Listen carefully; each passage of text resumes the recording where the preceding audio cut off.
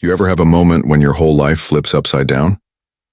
The signs were there, but I ignored them. I believed my loyalty would be returned. Maybe I was naive. Linda's long work trips and strange behavior kept me up at night, but I never dared confront her.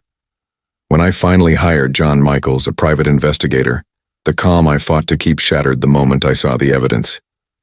"I hate to bring you bad news, Mr. Walker," John said, handing me an envelope. Inside were photos, reports, and a DVD, proof of my wife's affair with her former boss, Grant Jacobs.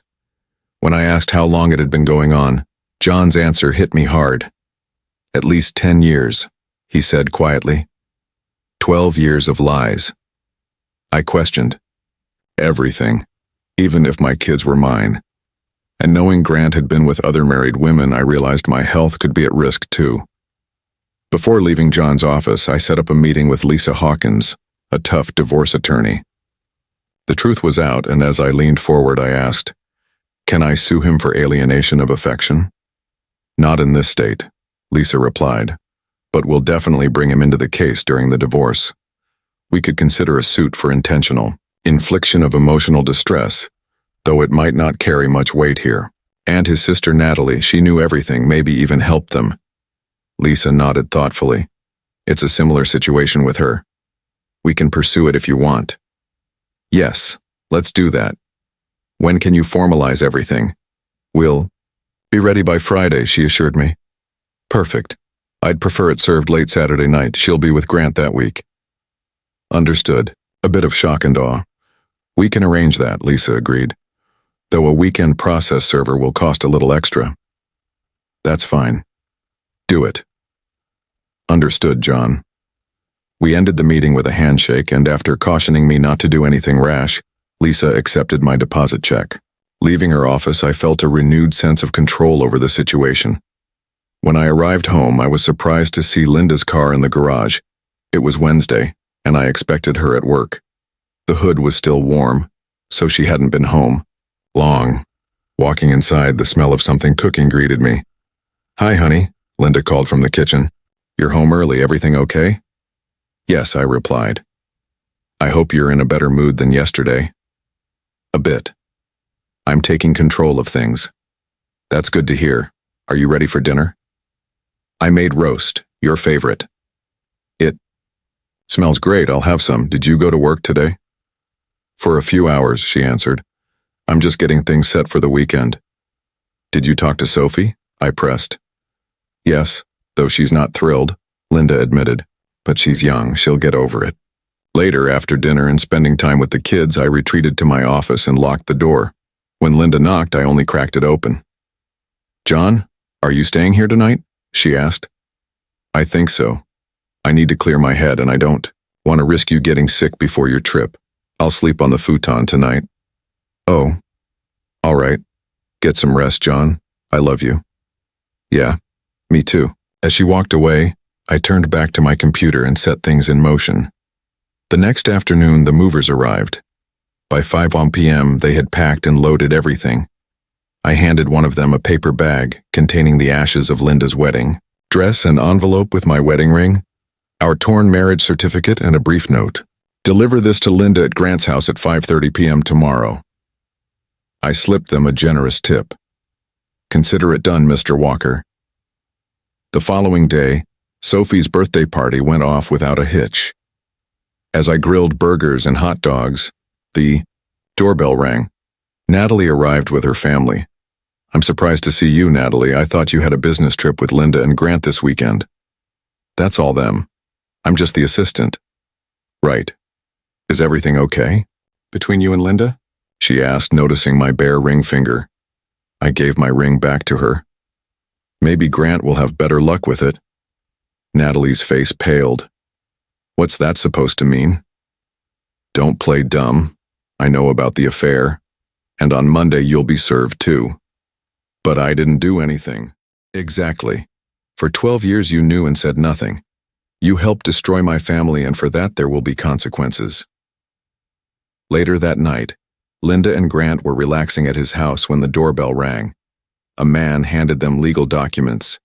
"You've been served," he said. Another delivery followed. Linda's belongings, her burned wedding dress, and my final letter. As she read my words, her sobs filled the room. The note ended simply. Linda, you are dead to me. Goodbye. There was no turning back. They really did a number on him. Hoon's in bad shape.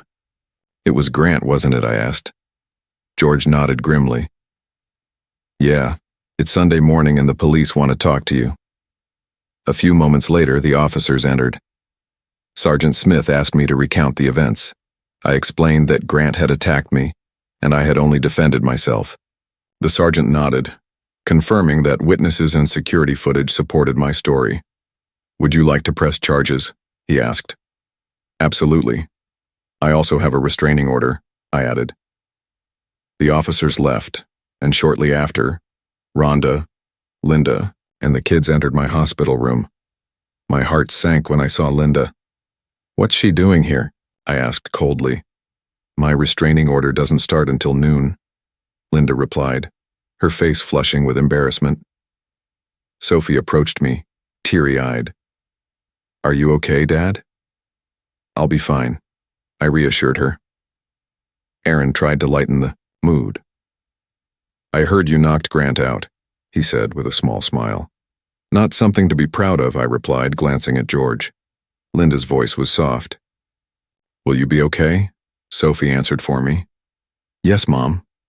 We'll take care of him. Aaron nodded in agreement, giving his mother a hard look. After a brief pause, Linda asked if she could speak with me alone. The kids hesitated, but eventually left with George and Rhonda. Once the room was quiet, Linda sat beside my hospital bed, fidgeting with her hands. John, she began softly, I can't express how much I regret all of this.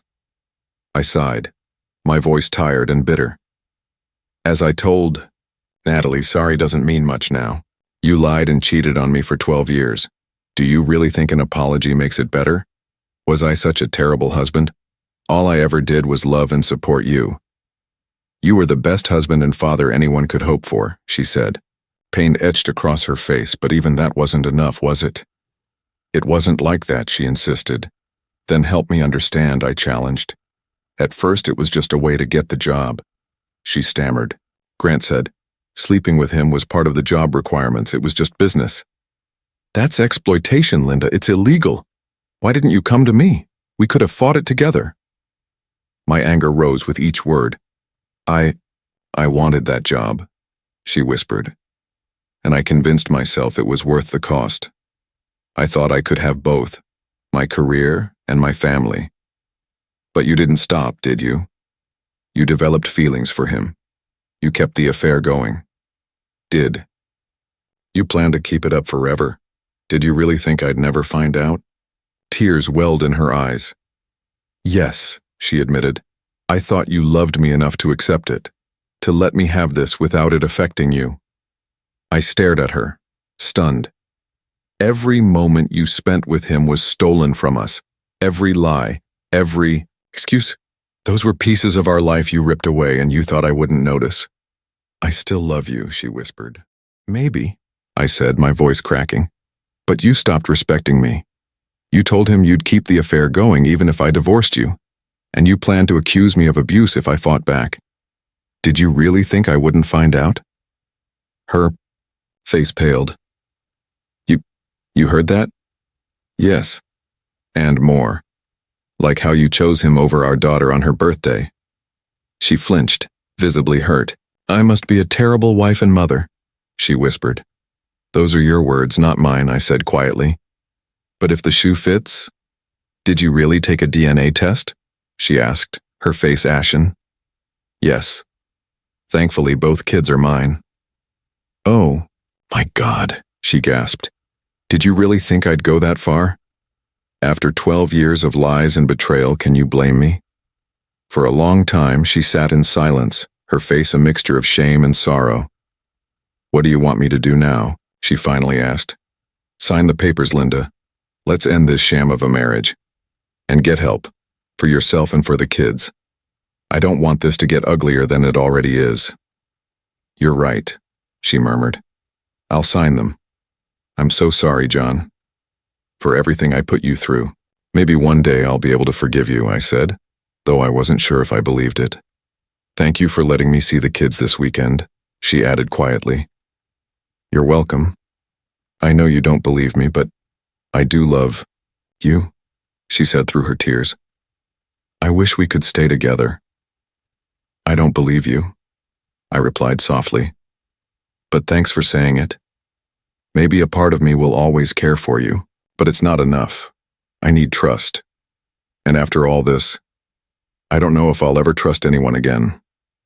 She nodded, her face crumbling with emotion. Goodbye, John. Goodbye, Linda. As she left the room, wiping her tears, George and the kids returned. Is everything okay, son? George asked. We talked, I said, steadying my voice. I think she's finally realizing the extent of what she's done. Does this mean you and Mom are getting back together? Sophie asked hopefully. I shook my head gently. No, honey. Love isn't enough. A strong marriage needs trust. And right now, I don't have that with your mom. Someday, you'll understand. In the weeks that followed, life slowly began to settle. Linda signed the divorce papers without contesting anything. Grant was convicted and sentenced to 10 years in prison. I received a settlement large enough to secure my children's future. We planned a Mediterranean cruise for the summer, a fresh start. During that trip, I met Nikki, a woman from British Columbia. She was kind, funny, and understanding, a breath of fresh air after years of betrayal and heartache. We stayed in touch, and over time our relationship blossomed. But healing isn't about forgetting the pain.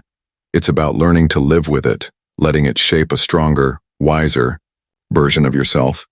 Linda's betrayal shattered the foundation I'd built, but from those broken pieces I created something far more resilient.